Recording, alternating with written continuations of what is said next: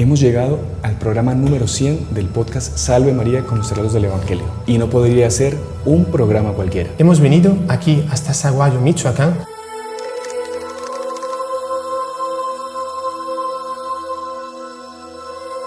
para contarte una de las historias más impresionantes que hubo en todos los tiempos. La historia de San José Sánchez del Río. Un niño de 14 años que dio su vida por Cristo. Acompáñanos hasta el final. Salve María, el podcast católico en español de los heraldos del Evangelio.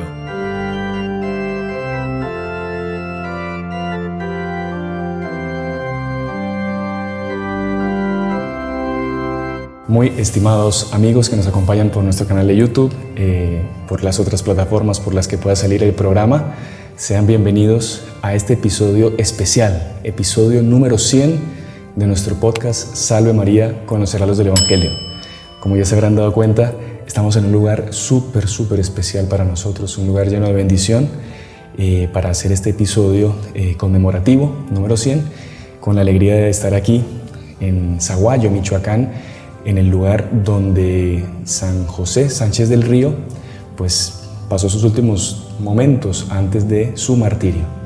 Y el día de hoy, junto con el hermano Juan Andrés, Salve María, hermano Juan Andrés. Salve María, hermano Sebastián, Salve María, Padre Íñigo, una alegría estar con todos ustedes. Para este día tan especial, ¿no? Y con el Padre Íñigo, Padre, Salve María. Salve María, hermano Sebastián. Realmente creo que este podcast es muy especial. Sí. Primero, no la razón más importante, pero por ser el número 100, que realmente es un momento muy importante para agradecer a Dios por haber llegado hasta aquí. Ajá. Sobre todo por estar aquí con un cuarto participante, ¿no? Exactamente. Porque creo que nunca habíamos hecho un podcast con un cuarto participante o con el primero, realmente, sí. Porque los primeros son los más importantes, que es el que tenemos aquí. Joselito, que está con nosotros en este podcast. ¿Quién diría cuando comenzamos los podcasts, no? Que el número 100 sería con San Joselito, a nuestro lado. Decían los escépticos, a ver hasta cuántos números llegan a ser. Pero bueno, ya con la ayuda de Dios, de Nuestra Señora, de los santos, de los ángeles, de todos ustedes que nos ven y especialmente pues de las oraciones, sacrificios de nuestro fundador, Monseñor Juan Clá, es que hemos llegado hasta este número. Y por eso pues queríamos hacer algo especial y estamos aquí en México para eso. Esa es la tercera alegría. Exacto. Es el número 100, estar aquí con San Joselito y estar en México. En México, exacto. En México, aquí en Saguayo, en Michoacán, pero también todo el país de México, que nos está encantando todo este viaje aquí a México, ¿no? Nos han tratado súper bien. Súper bien. Valga la redundancia, porque estar en México y que lo traten bien es sinónimo, ¿no? Sí. Pero bueno, hoy vamos a hablar de San José Sánchez del Río, de su martirio, pero hablar de la historia de él, en fin, se necesita tener un montón de aspectos en los cuales tenemos que meditar y tenemos que conocer, porque él fue un mártir, pero mucha gente no sabe lo que es el martirio. Él participó de la guerra de los cristeros, muchos no saben quiénes son los cristeros, y entonces de una forma muy sucinta, porque lastimosamente nuestro peor enemigo siempre es el tiempo, trataremos pues de contar esta maravillosa historia para que ustedes conozcan a este gran santo que lastimosamente no es tan conocido y que es un ejemplo de vida para grandes y pequeños, sí. Un ejemplo de santidad, un ejemplo de abnegación, un ejemplo de amor a la cruz. Así que bueno, no sé si les parece, comenzamos a hablar de lo que era el contexto histórico, quizá algo muy reducido, porque vale la pena entenderlo. Si quiere, yo lo hago cortito. Bueno, México es un país católico, como dicen, 99% católico, 100% guadalupano. Y a partir del año 1917 sale en México, hacen una constitución, que es la famosa Constitución de Querétaro, que mucha gente seguramente la habrá estudiado, en la que directamente en la constitución comienzan a colocar artículos que van contra la Iglesia, contra uno de los principales derechos de cualquier ser humano, que es practicar libremente su religión. Esto lo ponen en la constitución. Personas pues que no eran muy queridas o no eran muy religiosas, muy amantes de la iglesia, al contrario de todo el pueblo mexicano, y esas leyes quedan puestas en la Constitución. No se ejecutan todavía, pero quedan en la Constitución. Pasan los años y llegamos al gobierno de un hombre que, pues, nefastamente recordado por los católicos, que es Plutarco Elías Calles, un hombre que se dedicó directamente ya a perseguir a la Iglesia Católica. Y esas leyes inicuas que eran contra la religión católica, que cerraban los colegios católicos, que impedían la enseñanza católica, ¿no? Que incluso prohibían el culto público de la Iglesia Católica, lo que nosotros hoy en día libremente podemos hacer, de ir a las misas, confesarnos, recibir los sacramentos, a partir de la famosa Ley Calles, en la que se activan, por así decir, esas leyes, la Iglesia quedaba en una situación en la que no podía actuar libremente, más o menos como se vive en los países, comunistas, en que la Iglesia tiene que alinearse con el gobierno y seguir los lineamientos que da el gobierno, y esa no es la libertad de la Iglesia. Entonces, ¿qué hizo la Iglesia? Algo muy duro para los católicos. La Iglesia dijo, nosotros así no podemos seguir actuando. A partir del 1 de agosto del año 1926 queda clausurado el culto público en México. Entonces la Iglesia Católica como que cerraba su accionar en México. Y es muy famoso ver, las fotografías, ya los dejo. No, y ustedes intervengan. No, porque es para tener un contexto. Claro.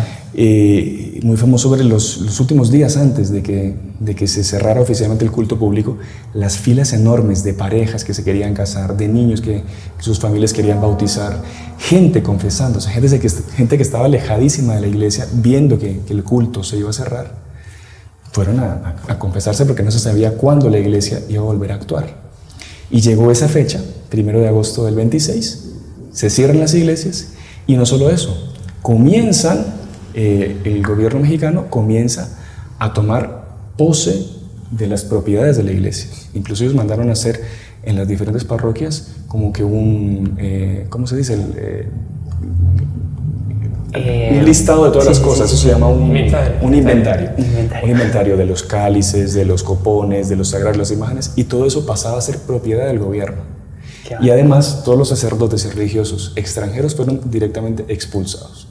Claro, era una cosa que no tenía precedentes, y sobre todo en un país católico como México era una verdadera locura, era ir contra el pueblo mexicano. Y ahí es que se da esa reacción, principalmente en el centro de México, en la zona de Jalisco, de Michoacán, de Guanajuato, que se da ese levantamiento de personas simples, rancheros, campesinos, gente del común, zapateros, de todo, que ellos dicen, no, pero yo soy católico, yo toda mi vida fui a mi iglesia, ¿y cómo así que el gobierno me va a impedir a mí yo practicar mi fe? Entonces yo voy a ponerme a levantarme para defender mi fe. Fue la última opción que ellos tuvieron, tomar las armas. La iglesia nunca fue a propósito de que se tomaran las armas, a favor de que se tomaran las armas, pero era la única salida que quedaba. ¿Para qué? Para defender a Dios y defender la religión católica, nuestra fe. Y en ese contexto, aquí en Saboya, Michoacán, es que comienza la linda historia, pues, de San José Sánchez del Río. Yo ya hice mi introducción, así que les doy paso a ustedes para que comiencen a comentar quién fue Joselito, de quién era hijo, cómo fue que él se alista a los cristeros. No sé si el hermano Juan Andrés nos quiere... Bueno, la verdad que esta historia no solo es preciosa, sino que también es muy emocionante. Discúlpenos si en medio alguno de los hermanos llega a emocionarse, pero de hecho es súper emocionante. Y San José Sánchez del Río, es hijo de Macario Sánchez y de María. Tenía otros hermanos, Miguel y Macario, que ellos fueron primero los que pidieron permiso a sus padres para poder unirse a los cristeros. Y San José Sánchez del Río, él tenía un gran deseo de unirse también, de ir a batallar. Pero por su edad no le dejaban. Y el argumento que él utilizó para ir a combatir, para que sus padres le dejaran, es: nunca había sido tan fácil ganarse el cielo como ahora. Y es que eso es interesante porque los mártires, el martirio, van directo al cielo. Según el padre Royo Marín y otros teólogos, el martirio justifica y hace que la persona vaya directo al cielo. O sea, es más que una confesión. Sí. O sea, porque una confesión, la persona se confiesa, todavía podría pasar por el purgatorio, todo, pero el martirio es como que vuelo directo, no sin escalas. La persona como que ni siquiera es juzgada, ¿no? Porque, ¿o qué? Yo creo que sí es juzgada, pero, o sea, todo lo malo que hizo se baña con la sangre que Dios dio por Cristo, ¿no? Exactamente, justamente porque son testigos de nuestro Señor Jesucristo. Dan su vida por nuestro Señor Jesucristo. Incluso el martirio tiene... bueno, algunos no saben propiamente qué es el martirio. Si usted me deja, puedo leer una definición. Por favor. Pero el martirio pues tiene también unas características. Discúlpeme que utilice el teléfono, pero no pudimos... No tenemos impresión. Entonces, si quieren en cuanto encuentra la frase, pero ¿se acuerda esa frase de nuestro Señor en el Evangelio, ¿no? Que responde lo del juicio que usted decía? Dice, quien dé testimonio por mí, yo daré testimonio de él ante el Padre. Exactamente. O sea, es algo así como que en el juicio particular la persona tiene tales pecados, vale, pero ahí Jesús entra y dice, Padre, yo garantizo que aquí yo me encargo. Está limpio, porque Dios es sangre, ¿no? Claro. Es impresionante. Mira, aquí esta frase es la definición que el padre Royo Marín da sobre el martirio. Es el acto de la virtud de la fortaleza por el cual se sufre voluntariamente la muerte en testimonio de la fe o de cualquier otra virtud cristiana relacionada con la fe. O sea, hace parte de la virtud de la fortaleza, pero es el grado máximo. Es cuando la persona, pues ya lo único que queda es dar su vida. O sea, la persona pasa por encima de su instinto de conservación, que es el instinto, digamos, de los más fuertes. De los más fuertes, sí. Y da su vida, completamente su sangre por Cristo, por la fe. Qué interesante. Ahora, padre, perdón, aquí una pregunta. ¿El martirio es una gracia específica para un momento y para una persona, o alguien que, por ejemplo, reza mucho y que frecuenta los sacramentos, en fin, que se siente preparada? Porque uno puede decir, no, yo por nuestro Señor soy capaz de dar todo, pero puede ser que llegue la hora de la verdad y flaquee. ¿Cómo es eso? Mire, yo creo que hay un poco de todo, ¿no? Porque si uno ve, por ejemplo, la historia de San Pedro, San Pedro, él decía esa frase, Señor, yo daré mi vida por ti. Y nuestro Señor le dice, ¿tú darás tu vida por mí? Dice, antes que cante el gallo, que por cierto lo de los gallos lo vamos a ver también después, ¿no? Hay aquí algunos gallos, después explicamos por qué. Pero antes que el gallo cante 2 veces, tú me habrás negado 3 veces. Él estaba dispuesto a dar su vida por Cristo, y era verdad. Pero no había una gracia de martirio, o tal vez él la rechazó. Pero después él la tuvo. Sí. Él la tuvo, cuando llegó un momento de la muerte, él la tuvo. O sea, esa frase que decía, en un momento él no fue fiel, pero después hubo una gracia de martirio. Y hay mucha gente que piensa hoy en día que estaría dispuesta a darla, y después cuando llega el momento no la va a dar. Y al contrario, a veces sucede que hay personas que dicen, yo imposible, yo no conseguiría dar mi vida. Y cuando ven una situación así de persecución, como pasó con los cristeros, de repente siente una fuerza dentro de sí, que es la gracia pidiendo que dé ese paso para el martirio. Entonces sí, depende de una gracia y una correspondencia a la gracia también. Claro. Sabe que es muy importante eso que usted dice de que es una gracia, ¿no? O sea, que Dios da, que nosotros podemos pedir desde ya, de vivir ese ser testigos de Cristo en nuestra vida diaria.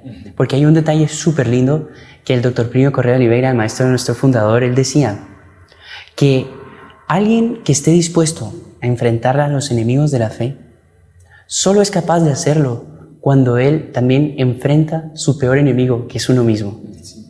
Si uno no enfrenta a sus vicios, sus malas inclinaciones, sus defectos, no va a ser capaz de, en el momento que le sea exigido dar su vida por Cristo, enfrentar a los enemigos de Cristo. Entonces usted ve cómo la relación de ser testigo o no. Claro que han habido casos en la historia de personas que quizás no llevaron una vida buena, pero en ese momento la gracia fue tan fuerte que... Y fueron fieles a esa gracia que recibieron para ser mártires. Exactamente, vea por el caso del buen ladrón. El buen ladrón junto a la cruz, él llevó una vida pésima de pecado, etc. Pero cuando él estuvo junto a nuestro Señor Jesucristo, él lo defendió. Y lo defendió en un momento en donde todo el mundo lo estaba atacando. Y donde hacerse del lado de nuestro Señor era hacerse del lado que estaba recibiendo todo el odio de las personas. Qué impresionante. Y fue lo que lo justificó. ¿Sabes que es muy, muy interesante? Porque alguno pensará, no, yo me voy a preparar para el martirio, entonces va y se empieza a herir y a soportar. No es eso. No. Y eso recalcar eso que decía el doctor Plinio, de que me acuerdo que lo decía de otra forma, ¿quién es un cero en la situación de tranquilidad? O sea, una persona que lleva una vida así y que piensa que a la hora de la lucha va a ser un héroe, mentira. Y la forma de prepararse en ese sentido para ser un héroe en la hora de la verdad es justamente lo que ustedes dicen y lo que decía él, enfrentar nuestras inclinaciones hacia el mal, nuestros vicios, nosotros mismos, ¿no? Eso es súper interesante, no darle rienda suelta a todo lo que el cuerpo nos pide, saber ponerse límites. Ser héroes ante Dios. Muchas veces pueden pensar, pero ¿cómo una ama de casa, una persona que vive pues normalmente en la sociedad puede ser héroe? Quizás ante los ojos del mundo sea una persona normal, pero ante los ojos de Dios es un héroe que constantemente lucha contra sus vicios, sus defectos, lucha por su matrimonio, lucha por educar a sus hijos, y eso es realmente ser héroe. Y es una persona que a la hora que realmente le toque, pues va a hacerlo, ¿no? Por supuesto. Una Santa Teresita del Niño Jesús, ¿no? Estaba en la celda de su convento, pero ella quería ser mártir, quería ser misionera, quería ser todo en la iglesia, pero en la celda de su convento estaba dispuesta a todo. Claro. Si Dios le permitiese, si pasase la oportunidad de ser mártir, seguro que sería mártir, porque ella vivía constantemente una vida de martirio consigo misma, ¿no? Interesante, pero bueno, ya va a volver al tema de San José Sánchez del Río. Eso lo decíamos porque si San Joselito fue así, era porque él era así. Exactamente. Claro. O sea, a sus 14 años él ya vivió una vida íntegra, una vida de renuncia de sí mismo, de lucha contra sus pasiones, y consiguió dar su sí de esa manera, ¿no?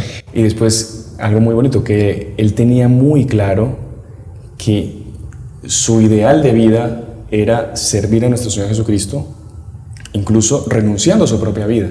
Y que eso fue lo que pasó en México con todos los mártires cristeros y con los que fueron a luchar por su religión. Ellos tenían un ideal que estaba por encima de sus propias vidas, ¿no? ¿Cómo era la frase que él decía? Que quien no tiene un ideal por el cual morir, no tiene un sentido por el cual vivir. Una razón. Muy bonita esa frase, muy bonita. Exactamente. Y usted ve que él con 15 años, 14 años, imagínese usted la escena, él yendo donde su papá y su mamá, con un niño, ¿no? Que ellos lo habían visto desde pequeñito y que era una luz, me imagino. Ellos eran de muy buena familia también aquí en la zona. Era duro para ellos. Él tenía una carrera. Se habían ido dos ya, ¿no? Sí. Y él llega y casi que se les arrodilla a su papá y a su mamá y les pide ese permiso, esa bendición de ellos para irse. Eso es bonito también, ¿no? Porque no se iría sin la bendición de los papás. Claro, porque podrían otros, no, yo me voy a escapar y voy a ser un mercenario. No, yo quiero la bendición de mi padre, de mi madre. Porque claro, usted no sabe si no los va a volver a ver más. Qué acto de generosidad de los papás, sobre todo de la mamá, ¿no? Que el papá era un poco más difícil, así fue la mamá que lo fue convenciendo. Pero qué bonito los papás que entregan así a sus hijos a la lucha y a la muerte si es necesario, ¿no? Qué interesante. Qué bonito. Y también muy bonito el hecho, digamos, bajo cierto aspecto, podríamos decir que en la vida de San José Sánchez, por así decir, está muy elevada, porque tiene unos aspectos inéditos. Por ejemplo, ahorita en lo que usted hablaba, padre, me recordé, un aspecto incluso parece hasta secundario, pero el hecho de él, digamos, pedir ese permiso y dejarlo todo por seguir a los cristeros podría relacionarse incluso con la vocación religiosa, ¿no? Claro, sí. Como él vivió eso, él pues dejar a la familia para ir a seguir a Cristo, ¿no? Un ideal mayor. Un ideal mayor. Y la mamá le decía, cuando estaba despidiéndose, creo, no sé en qué momento, pero decía, me hubiese gustado que fuese sacerdote, ¿no? O sea, la mamá también estaba dispuesta a que entrase en una vida religiosa y él también estaría dispuesto a eso, ¿no? Claro que es lo que decíamos, la persona está constantemente renunciando así y queriendo la voluntad de Dios, solo que en su caso la voluntad de Dios fue un martirio como el que vamos a ver ahora. Claro. Un aspecto muy interesante de la historia también es que, comentamos, ellos eran de muy buena familia y el padrino de bautismo de Joselito, o de bautismo, de primera comunión, de primera comunión, sí. Era el diputado federal de la zona que se llamaba Rafael Picasso, que él era, por así decir, que gobernaba acá, él era la imagen del gobierno federal aquí en la zona de Zaguayo. Y ya con la partida de los dos hijos de su compadre, él ya había quedado indignadísimo. ¿Cómo es posible que tus hijos vayan contra mí? Porque en el fondo están yendo contra mí, yo represento al gobierno. Y después, con la ida del tercer hijo de Joselito, de su ahijado, por así decir, que todo el mundo sabía que era el ahijado del diputado, él queda completamente furioso contra su compadre y le dice: yo no soy responsable de lo que pase con tus hijos. Si hay que matarlos, yo los voy a matar. Imagínense ustedes, un hombre que prefiere seguir su carrera, ¿no? Su prestigio en el mundo, y por eso va contra Dios y es capaz de hacer hasta los mayores asesinatos de gente de su propia familia, un ahijado. ¿Qué es lo que tiene que hacer el padrino con su ahijado? Ayudar a los papás en la formación en la fe. O sea, todo lo contrario de lo que hizo este hombre. Tal cual. Qué bárbaro. Imagínate. Impresionante. Una prueba terrible. Y bueno, ¿y ahí qué pasa con Joselito? Entonces, él, después de que recibe la bendición de sus padres, se va. Se va junto con un amigo a unirse a los cristeros. Llegan al campamento cristero, se presentan ante el general y obviamente por la edad no lo van a dejar ir a combatir. No los quieren recibir, ¿no? Los querían mandar de vuelta. Piensan ¿no? devolverlos, exactamente. Sí. Pero él dice, mire, yo sé, Peinar caballos. Cepillar a los caballos, darles de comer, puedo ayudar a cuidar a los heridos, puedo ayudar a llevar la munición. Y lo vieron con tanto entusiasmo, con tanto fuego, y de hecho se necesitaban personas que ayudaran con eso. Solo que él era, por así decir, un punto de entusiasmo entre los demás. Y eso lo lleva a que más adelante lo nombren abanderado. Era el que llevaba el estandarte. Creo, si no estoy mal, el estandarte tenía a la Virgen de Guadalupe y decía ¡Viva Cristo Rey! Que es un grito lindísimo, ¿no? ¡Viva Cristo Rey! Y la Santísima Virgen de Guadalupe. Un aspecto muy interesante también es que creo que el general Guízar, creo que era el apellido, le pregunta, bueno, ¿y tu arma? ¿Dónde está tu arma? ¿No tienes arma? ¿Cómo piensas ir a pelear si no tienes arma? Mi arma está acá. ¿Y saca qué? El Santo Rosario. Era un niño de oración. Sí. Rezaba mucho.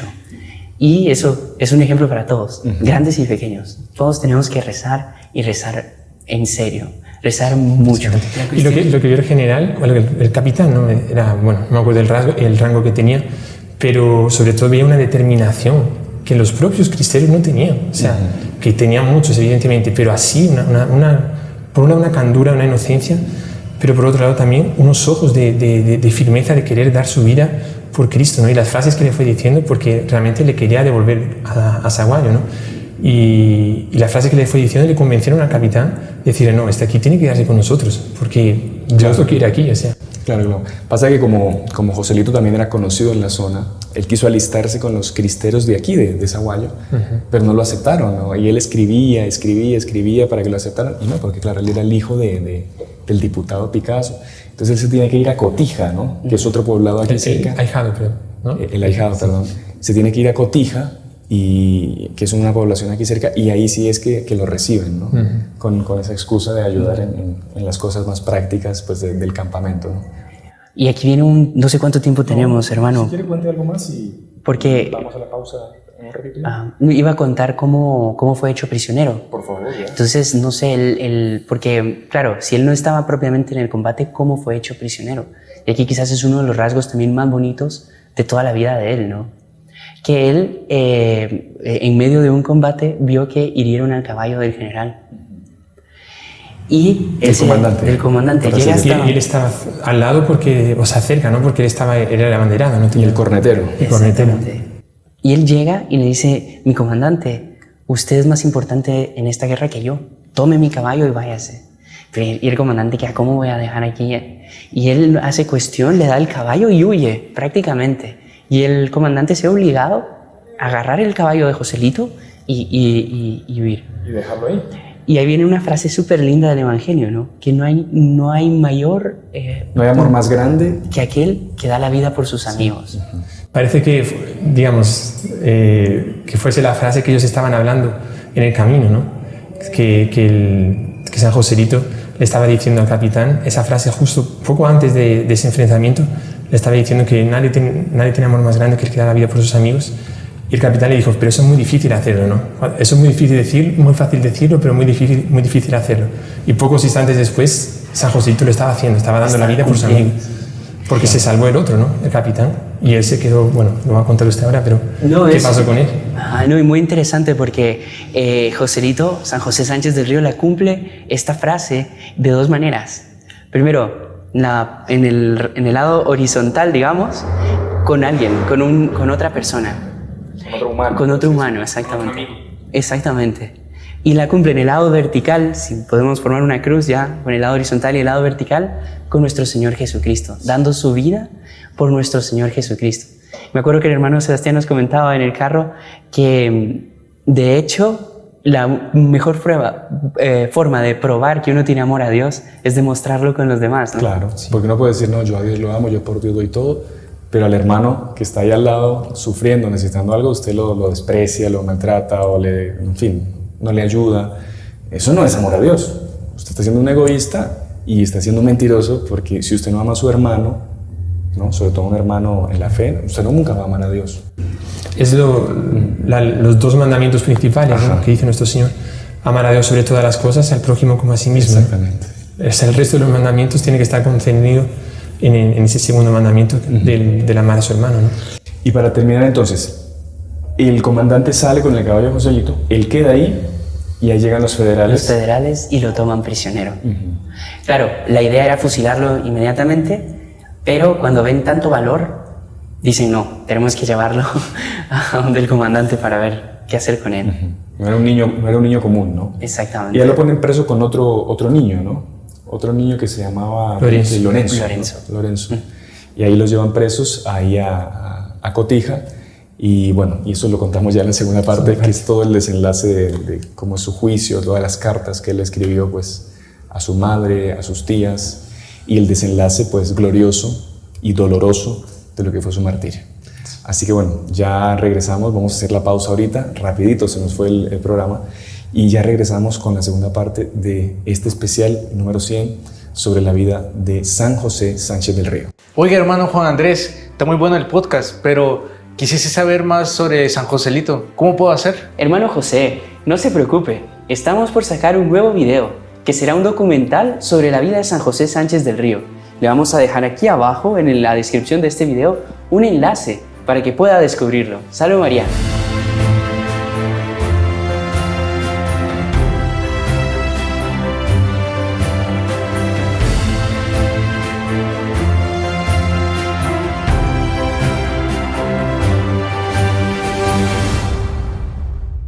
Continuamos con la segunda parte de este programa especial de nuestro podcast Salve María con los heraldos del Evangelio. Hoy desde Zaguayo, Michoacán, México, al lado de la imagen que nos recuerda el martirio de San José Sánchez del Río. Estábamos hablando en la primera parte pues un poco del contexto histórico y explicamos lo que es el martirio, la hermana Juan Andrés nos lo comentó, y llegamos hasta el momento en que el cialista pasa ya a las filas de los cristeros y es puesto preso, tomado como prisionero ahí en Cotija, y lo meten en un calabozo junto con otro compañero cristero, otro niño llamado Lorenzo. Y aquí se da un hecho muy impresionante, padre. En la vida de los santos, una de las cosas que más se investigan, ¿no?, a la hora de un proceso de canonización son los escritos, ¿no?, los escritos que el santo, el futuro santo, dejó. Y algo muy interesante son las cartas, ¿no? Porque hoy en día estamos muy mal acostumbrados a que nos comunicamos de una forma muy coloquial, muy fácil, un mensajito, un voice note, una llamada. Pero antiguamente comunicarse con alguien era una ceremonia, ¿no? Y cuando uno escribía una carta para alguien, uno lo hacía con corazón, de verdad, ¿no? Se esmeraba y transbordaba de su corazón a su puño, a su letra, a su pluma, lo que de verdad la persona quería manifestar a los otros. Y desde ahí, de esa prisión, es que Joselito escribe una de sus famosas cartas que quedaron para la historia, gracias a Dios, ¿no? Sí. No sé si usted, padre, tiene algo más, si nos quiere compartir, si tiene la carta. Sí. Con mucho gusto. Sabe que con relación, ahora ya leemos la carta, pero con relación a eso que usted decía de las cartas, el propio padre Rollo Marín, que el hermano Juan Andrés citaba, que es uno de los mejores teólogos del siglo XX, cuando nosotros le pasamos los documentos sobre doña Lucilia, porque había gente que decía que no sé qué, que no sé cuántos, y que decía que no podíamos hacer esa propaganda de que era muy buena, de que era santa, de que no sé qué. Evidentemente, nosotros antes de la iglesia no nos vamos a pronunciar, pero él decía, denme sus escritos, ella escribió algo. Y nuestro fundador, Monseñor Juan, le dijo, bueno, lo único que tenemos es las cartas de ella para su hijo, Plinio, el inspirador de nuestro fundador, y del Plinio para su mamá. Páseme eso, decía él, páseme eso, porque en las cartas es donde mejor se ve la santidad de una persona. Qué impresionante. ¿Por qué? Porque en un escrito cualquiera de una obra teológica, él va a hablar sobre temas, sobre moral, sobre pecado, sobre no sé cuántos, pero la carta es algo que habla en el corazón. Y él decía, es como que la filigrana de la santidad, por así decirlo. Y él cuando las leyó, decía, es una santidad, al respecto de doña Lucilia, el padre Rollo Marín decía, es una santidad de una santa del mayor quilate. Qué impresionante. Por las cartas que ella escribía. Y es muy bonito porque la letra de doña Lucilia era lindísima, pero leyendo las cartas de San Joselito, que vimos una copia allí en la iglesia del Sagrado Corazón de Jesús, aquí en Saguayo, la letra de San Joselito es lindísima, ¿no? Como que él escribía con 14 años, ¿no? Perdón hacer una comparación, pero hoy en día los niños de 14 años, no todos, muchos escribirán de una forma lindísima, pero vamos a pedir para que escriban una carta con letra y se perdió esa costumbre, ¿no? Y como que él parecía Heraldo, ¿no? Porque Heraldo busca la perfección y la belleza en todas las cosas que hace, y él escribe con una belleza y estaba en prisión. O sea, no estaba en su casa. O sea, una cosa es escribir en un escritorio con una lamparita, con una pluma. Otra cosa es escribir en la cárcel, como usted dice, ¿no? O sea, le da aún más mérito todavía y hacerlo bien, desde un lugar así. Tenía mesa para escribir, lo había hecho tal vez sobre las rodillas, está escribiendo. Y bueno, ahí vamos a la carta, ¿sabes?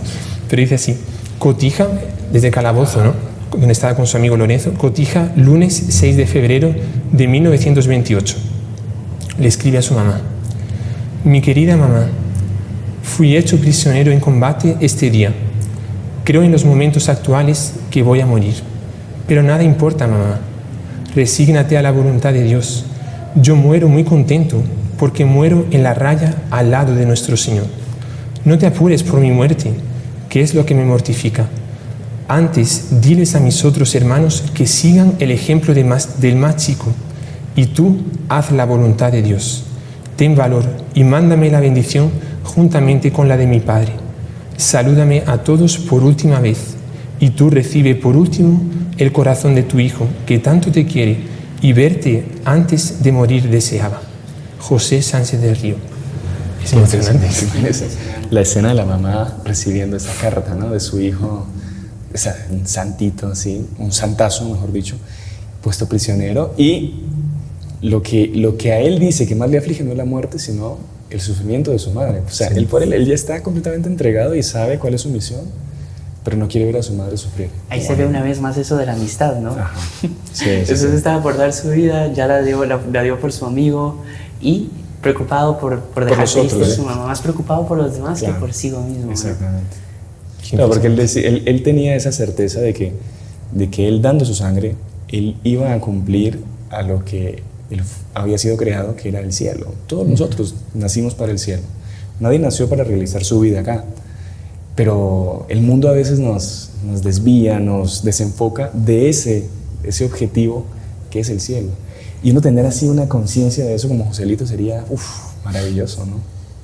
Padre, quizás sea una profecía, no, bro. Joselito está interviniendo aquí por No sé, usted sabe que me hice acordar también un par de unos hechos que creo que es muy interesante decirlos también. Que él escribe esa carta, le permiten escribir esa carta porque le dan un último deseo, ¿no? Claro. Vas a ser ejecutado ahora y tienes un último deseo. Quiero escribir una carta a mi mamá. Pudo haber pedido cualquier otra cosa. Unos tacos, como aparece ahí en la escena. Ahí en la película esta nueva que salió, ponen que a él le dan una carta y al otro unos tacos. Pero no porque el otro lo hubiese pedido. Pobrecito, lo ofrecen, se lo ofrecen como que con burla, ¿no? Pero, sí. También en cierta ocasión, ahora sí no recuerdo bien exactamente en qué momento, pero le preguntan, ¿qué quieres que le diga a tus padres? Diles que nos vemos en el cielo. Entonces, eso que usted dice, ¿no? Que la meta estaba bien clara, los ojos en el cielo. Eso fue en el momento de la muerte, cuando ya estaba, bueno, lo adelantamos un poquito, pero ya cuando ya estaba apuñalado, ya estaba casi para matarlo. Ahí ¿cuál es tu última frase? Lo último que quiera que decimos a tus padres, ahí fue eso que usted dijo. Que diles que nos vemos en el cielo. Qué interesante. Bonito. Pero bueno, para avanzar un poco, porque ya también están haciendo los arreglos aquí en la iglesia, y se escucha algún ruido. Él, digamos, sigue ahí preso. En Cotija. Y a las tantas, no se sabe si es por presión que alguno de los soldados federales lo reconoció y se dio cuenta que era el ahijado del diputado Picasso, y les da cierto temor de que lo tienen preso ahí, y que por qué no lo soltamos, o que él decida qué hacer, y ahí es que lo mandan de regreso a Saguayo. lo traen aquí a Zaguayo y a él lo meten preso justamente en este lugar donde estamos nosotros acá. Esto acá era su prisión. O sea, imagínense ustedes, qué bonito. Solo que claro, ya las iglesias, por todas estas leyes horribles contra la religión católica que se habían sacado, la habían convertido en bar, en corral de animales, en prisión de delincuentes o de cristeros que agarraban. Y entonces a Joselito lo meten acá y él ve que todo lo bonito de la iglesia, las bancas, los crucifijos, todo estaba completamente tirado y completamente desacralizado, por así decirlo. Y él entra en una indignación y queda aquí preso junto con Lorenzo, ¿no? Y ahí empiezan también a querer, por así decir, torturarlo psicológicamente para convencerlo de que él renuncie a su fe. Incluso viene su padrino, y su padrino, este diputado Picasso, lo trata de convencer de que se largue, que se vaya de acá, que lo deje en libertad y que se vaya para Estados Unidos a estudiar. Que él va a ser un gran hombre y que agarre el primer tren a Guadalajara y que después siga para Estados Unidos. Que él se encarga de todo. Y ahí Joselito le dijo, no, yo voy a morir por Cristo Rey. Si quieres colgarme, ahórcame ya mismo. No, entonces, bueno, si no te quieres ir a Estados Unidos, vete a la Ciudad de México y ahí vas a aprender a ser un soldado de verdad, no un soldaducho cristero como lo que dice ser. Y claro, Joselito ya lo enfrenta a su padrino directamente y le dice que no, que lo mate ya, pero él no va a abandonar a Cristo Rey y a Santa María de Guadalupe. Claro, y el otro, el padrino, se siente como que humillado delante de todos sus hombres y le dice, bueno, ahorita te haces el valiente, di lo que quieras, pero después cuando empieces a sufrir vas a venir esta misma noche a rogarme y a pedir perdón. Creo que le dice, antes de que cante el gallo, vas a venir a pedirme perdón, ¿no? Y vas a venir a pedirme ayuda llorando. Y uno ve quién es el que realmente era libre, ¿no? Claro. Y quién era el que era prisionero, porque este diputado era prisionero de sus pasiones, de su orgullo, de su carrera. Y San Joselito, pues era realmente el libre, el que estaba, tanto así que los deja a ellos inseguros. Y el único seguro era él. El justo era el seguro, ¿no? Y el que tenía el poder, el dinero, la fuerza, era el que queda inseguro. Es impresionante. El padre hablaba mucho, era más o menos como Pilato, ¿no? Sí. Cuando él recibe a nuestro Señor, él queda con inseguridad, él queda con miedo delante del sumo bien, de la bondad, de la justicia que era nuestro Señor. Y bueno, evidentemente no vamos a comparar porque nuestro Señor es completamente fuera de serie, pero el propio nuestro Señor le dice a él, si tú tienes alguna autoridad es porque te ha venido de Dios, te ha venido del Padre, de mi Padre, ¿no? Es impresionante. Y si no estoy mal, San José dice, cuando yo llegue al cielo, voy a pedirle a Dios que te confunda, ¿no? O sea, en el fondo le está diciendo eso, como todos los santos tienen un parecido con la vida de nuestro Señor Jesucristo, ¿no? Es que la vida del cristiano es justamente seguir a nuestro Señor Jesucristo en todo, ¿no? Algunos lo llamarán, bueno, por la vía del martirio, otros por otras vías, de la aridez, otros por la mística, qué sé yo. Pero en algo, la vida nuestra se tiene que asemejar a la vida de nuestro Señor, ¿no? Con esos sufrimientos. Pero bueno, y ahí viene esa noche simpaticísima, espectacular, en la que, bueno, el padrino le había amenazado, ¿no? De que antes de que cantara el gallo, él iba a venir a pedirle perdón y a pedirle clemencia y que lo sacara. Resulta que en la noche, Joselito, pues, él ve, así lejos de su celda, como comentaba, que la iglesia estaba completamente hecha un chiquero, era un asco. Era la iglesia que él había sido bautizado, sí, y había hecho la primera comunión con Picasso, ¿no? Claro, claro. O sea, y para él un sentimiento de estar en el lugar donde nació para Dios, claro, que iría a nacer también para Dios en la vida eterna, y ver ese establo, ese lugar horroroso, ¿no? Sí. Y ahí, bueno, él le pide al guardia que le abra la puerta para que quería ir al baño. Al baño, pues era la iglesia, ¿no? Y ahí él sale y él ve unos gallos que habían llegado desde Canadá, que eran de su padrino, porque su padrino se dedicaba a su entretenimiento, era la lucha de gallos, la pelea de gallos. Entonces iban a las peleas de gallos, y tenía sus gallos, apostaban y ganaban mucho dinero con eso. Y le había comprado unos gallos carísimos que le habían llegado de Canadá y los tenía en la iglesia como si fuese un corral de animales y ahí se los alimentaban y eso. Y ahí Joselito lo vio, los gallos, y él se acordó de la frase, antes de que cante el gallo, y fue agarró el pescuezo de los gallos y le mató esos 3 gallos que habían llegado de Canadá. Y se agarró unas plumas, se las llevó para dentro de su calabozo, aquí, donde estamos nosotros. Y al día siguiente llega el padrino indignado, ¿no, hermano Juan Andrés? Llega súper indignado porque, imagínense, le habían matado sus gallos, etc. Y es una de las razones que con esa furia es la que propiamente decide ya, pues, ejecutarlo. Sí. Es muy curioso que dice Picasso, el padrino, le dice: ¿sabes cuánto me costaron estos gallos? Porque eran carísimos, ¿no? Venían de Canadá o algo así. Y San Joselito dijo: no tengo ni idea de cuánto costó esos gallos, pero yo sé cuánto valen las cosas de Dios. Y esto aquí es una cosa de Dios. Y tú no tienes el derecho de convertir esta casa de Dios en un corral como lo has convertido, ¿no? Recuerda mucho la frase de nuestro Señor, ¿no? Que había hecho del templo un lugar de comercio y una cueva de ladrones, ¿no? O sea, porque algunos podrían pensar: no hacía falta matar esos gallos, pobrecitos gallos, ¿no? Hay de todo hoy en día. Pero lo que le hizo mover no era solo la frase de Picasso, que también, pero era sobre todo el ver que habían convertido la casa de Dios en un lugar de comercio, en un lugar profanado. Dice: esto aquí no puede haber animales aquí dentro, no puede ser un lugar así. Y él propositadamente los mata y deja el resto de las plumas y se queda con las plumas en la mano para que cuando llegase él les muestra las plumas. O sea, fui yo que nos mató, ¿no? Porque podría haberse escondido, pero él quería mostrar que había sido él. De un valor, de un coraje. Y bueno, y por ese gesto, ¿no? de justicia, digamos, de la casa de Dios, es que este hombre queda indignado, que tenía más amor a sus gallos que a su propio ahijado, que a la propia Iglesia Católica, Dios.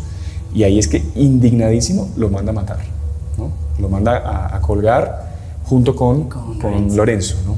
Sí. Pero el padrino, siempre con el corazón así, además porque le había hecho un negocio con el papá de Joselito, con don Macario, le había pedido un dinero en oro para rescatar a su hijo, para salvar a su hijo.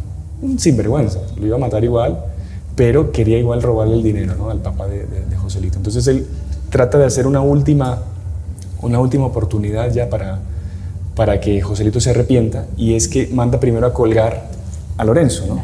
Lo sacan a plaza pública, agarran a Lorenzo, lo suben, lo cuelgan delante de Joselito para amedrentarlo. Solo un paréntesis, pero Lorenzo no tenía fuerzas, ¿no? Entonces, durante todo el tiempo, tanto en Cotija cuanto aquí en esta sala, que era el calabozo también de ellos, Lorenzo estaba todo el tiempo con miedo, y San Joselito siempre decía: no tengas miedo, vamos al cielo, no tengas miedo, vamos al cielo. Y le dio esa fuerza también para enfrentar esta situación. Pero es muy bonito se que haga decir el padre, porque uno podría pensar: no, San José no tenía miedo, era de hierro, pero es que tener miedo es humano, ¿no? Sí. Hasta nuestro Señor Jesucristo tuvo miedo en el huerto de los olivos. Y la cuestión no está en tener o no tener miedo, sino en qué se hace con el miedo, ¿no? Sí. Y ahí uno ve cómo San José pues había vencido ese miedo y ayudaba a su amigo, a Lorenzo, a que también lo venciera, ¿no? Bueno, la cosa es que cuando están subiendo a Lorenzo, ya está colgado, parece que ya está muerto. Ahí Joselito le dice a su padrino: bueno, es mi turno, padrino, mátame ya, cuélgame ya. Ahí el padrino se indigna: bueno, cuélguenlo. Y ahí lo sueltan a Lorenzo cae como si estuviese muerto, y se lo llevan para el cementerio, ¿no? Y en ese momento el padrino Picasso le dice al verdugo que no lo mate todavía, porque está todavía el negocio del rescate, y que lo vuelvan a meter a la prisión. Entonces se llevan a Lorenzo, solo que Lorenzo, a las tantas, cuando están a punto de enterrarlo, él no había fallecido todavía. Él se habría desmayado por la falta de oxígeno, y a las tantas él se despierta, y es muy pintoresco porque el sepulturero casi se muere, lo estaban por sepultar y le revive el hombre. Y ahí es que a partir de ese momento a Lorenzo le empiezan a llamar Lázaro, como nuestro Señor, que era el que estaba muerto y había resucitado.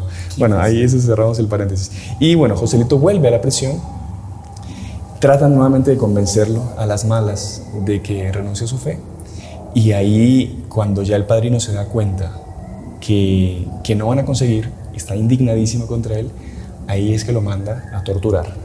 Entonces, entra un factor importante, ¿no? Que esa venida de ese hombre llamado Zamorano, ¿no? Ajá. Y una conversación que tuvo Picasso con otro hombre, no me acuerdo el nombre de ese señor ahora, pero ahí sí se aplica lo de nuestro Señor con Poncio Pilato, ¿no? Porque ese tipo le dice a Picasso: Miren, le quiero decir una cosa. Si el general Calles, si el presidente Calles se entera de que usted está con su ahijado aquí en su pueblo y no lo manda a matar porque es su ahijado, su nombre y su cargo de diputado corre peligro. Entonces, yo si fuese usted lo mandaría a matar cuanto antes. Y ahí él se queda inseguro, que es lo mismo que pasó con Pilato. O sea, fue, si no lo matas no eres amigo de César, ¿no? Y eso fue lo que movió a Pilato a mandar a matar a nuestro Señor. Porque antes lo iba a soltar, está en el Evangelio. Si lo voy a soltar, lo voy a soltar. Dice, si no lo matas, no eres amigo de César.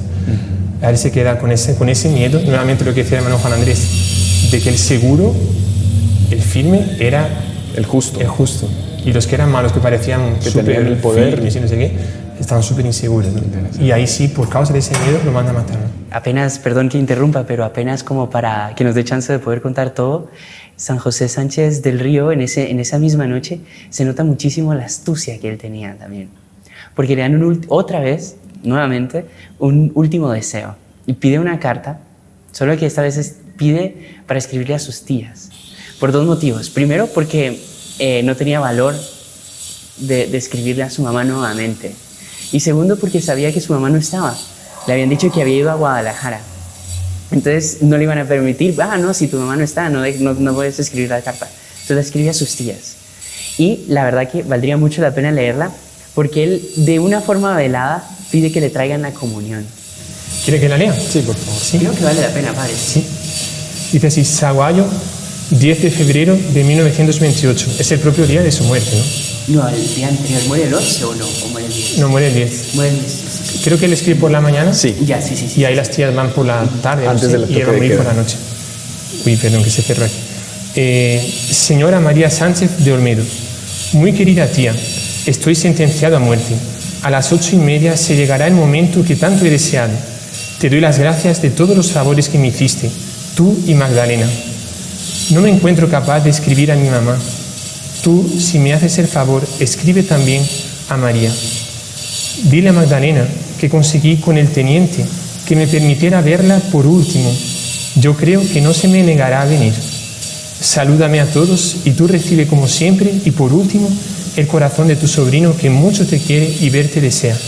Cristo vive, Cristo reina, Cristo impera. Viva Cristo Rey y Santa María de Guadalupe. José Sánchez del Río, que murió en defensa de su fe. No dejen de venir. Adiós.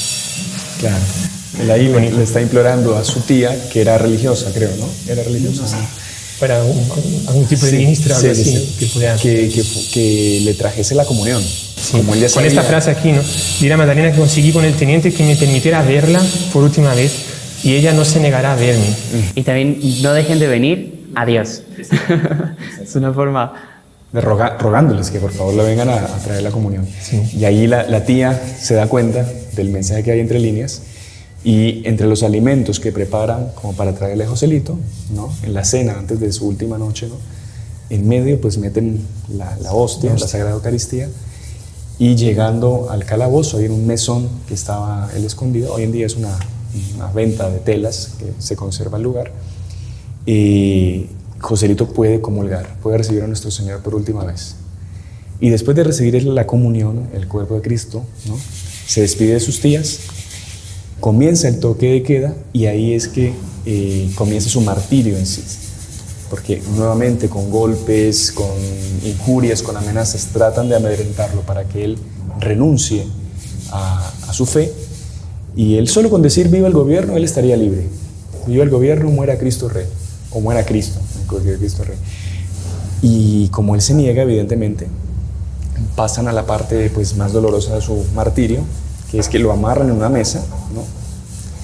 Le quitan los zapatos y los verdugos, borrachos completamente y diría yo hasta poseídos quizá, porque una forma de asesinato así, y empiezan a sacarle con un cuchillo afilado la piel de la planta de sus pies.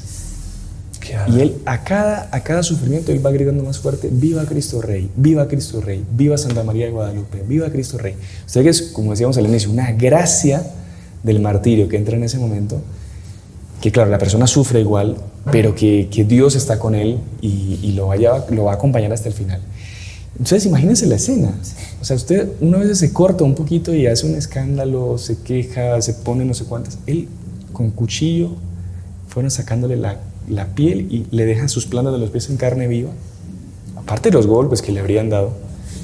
Y ahí el padrino había mandado a que si él mismo con ese sufrimiento no renunciase a su fe, que lo llevasen durante la noche hacia el cementerio, hacia el panteón, como le llaman acá, y que discretamente, silenciosamente, sin hacer mucho escándalo, sin tiros, lo matasen. O sea, a puñaladas limpias, ¿no? La cosa es que, bueno, Joselito sale con sus verdugos del mesón y ya van caminando, él descalzo, con la piel, o sea, con su carne viva en la planta de los pies, caminando rumbo hacia el panteón. Y llegando al panteón, después de muchos golpes, después de muchas injurias... Y regando con su sangre las calles. Regando con su sangre, exactamente. Incluso hay una avenida, ¿no?, muy linda que recuerda toda la caminata que él hizo. Está con las huellas, así. Las huellas, sí. Está con las huellas, es una... Sí, recordando, digamos... Pero es emocionante estar ahí, ¿eh? Estuvimos estos días. Sí. Y llegando al lugar donde fue su martirio, su asesinato, uno de los hombres del gobierno agarra una puñalada y le dice por última vez, es la última oportunidad, grita viva el gobierno y muerte a Cristo. Y todo lo contrario, viva Cristo Rey, viva la Virgen de Guadalupe. Y empiezan a apuñalarlo. Y él a las personas que va apuñalando dice, yo te perdono. Hasta que él empieza a gritar viva Cristo Rey, y este sinvergüenza de Zamorano, ¿no?, un asesino, él ni siquiera le da un tiro de gracia, porque el tiro de gracia es para que la persona muera en el momento y en un lugar que ellos saben darlo perfectamente. Él le pega un tiro en un lugar de la cabeza que le rompe el cráneo, él cae, queda todavía un poco agonizando y ahí recién muere, en medio de la noche. Los asesinos evidentemente salen corriendo y el sepulturero estaba escondido en el mausoleo y él es el que después va a indicar en qué tumba habían tirado a Joselito. Y a partir de ese hombre que se había escondido en la noche es que se supo el lugar y se pudo recuperar el cuerpo de Joselito. Y desde ese momento pues ya la gente empezaba a buscar reliquias, ¿no? Cuentan que desde que la gente supo que lo habían matado, ya el pueblo lo consideraba mártir, ya lo consideraban santo. Sí. Y parece que esos gritos que él daba, viva Cristo Rey, como si fuesen un latigazo en la conciencia de esta gente, ¿no? ¿Se acuerda que decía los verdugos, ¿no? Decían, no, pero grita viva el gobierno, no sé qué, y muerte a Cristo. Y decía, San Joselito decía, aunque me mataseis, toda mi sangre gritaría viva Cristo Rey, viva la Virgen de Guadalupe. Y creo que en algún momento coge sangre y como que comienza a intentar escribir, ¿no?, del viva Cristo Rey o VCR o algo así. Y en ese momento es cuando lo matan, ¿no? Pero bueno, entonces esa es la historia de este santazo. Que hay muchísima, estuvimos también en el lugar propiamente donde lo mataron y se siente una gran bendición. Una fuerza, una gracia. Sí. Es impresionante. Y padre, y bueno, de verdad que, hermano Juan Andrés también, que para nosotros, de los heraldos que hemos tenido la oportunidad de venir acá, de dedicarle a la Virgen de Guadalupe, a San Joselito, este episodio especial, yo creo que nosotros pues de verdad que nos vamos muy llenos de aquí de Sahuayo, porque de verdad que es emocionante conocer la vida más de cerca, ver y comprobar con nuestros ojos eso que lo que decía Tertuliano, que la sangre de los mártires, ¿no?, es semilla de nuevos cristianos. Porque usted ve en la calle acá a la gente que es católica, que es practicante, porque bueno, hay de todo, pero la gente que es católica, usted ve que hay algo, una fe, una devoción, hay algo especial, como una predilección de Dios para con ellos, que gracias a la sangre de tantos mártires que fueron derramadas y que, por así decir, nutrieron aquí esta tierra, usted ve que la gente es de un amor a Dios, de un amor a la Virgen, de un amor al sufrimiento, que es muy bonito, es de admirar. Y se encantan con las cosas de Dios, se encantan con estas historias de los santos, se encantan con las cosas de la Virgen, con las cosas de la iglesia. Y uno ve que es gente que hoy en día estaría dispuesta también a levantarse nuevamente para defender su fe, para defender su religión, para defender a Dios, para defender a Nuestra Señora. Así que de verdad que somos nosotros los que nos vamos edificados, ¿no? Sí. Y agradecidos por lo bien que nos trataron también, impresionante. Yo creo que en ningún, no sé si ustedes, pero en ningún lugar que estuvimos así juntos, nunca habíamos conocido tanta gente que nos seguía, que nos acompaña. O sea, en cualquier lugar que vamos, la gente paran por las calles, en moto, en carro, en medio de la nos calle. paran así, y dicen, les sigo a ustedes por YouTube.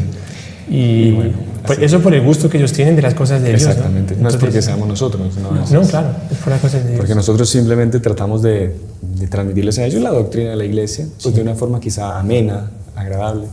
Y bueno, gracias a Dios, a la Virgen de Guadalupe y a nuestros intercesores celestes es que se ha podido llegar a tanta gente y a los números que estamos llegando.